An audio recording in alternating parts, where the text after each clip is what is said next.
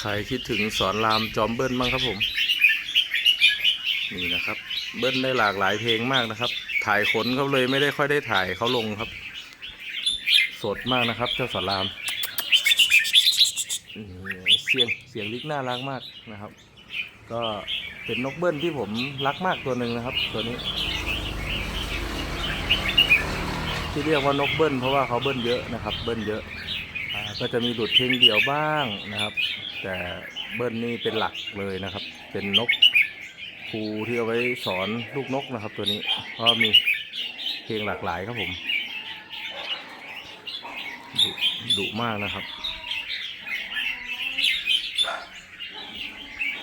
ด้วยเป็นนกที่เสียงไม่ค่อย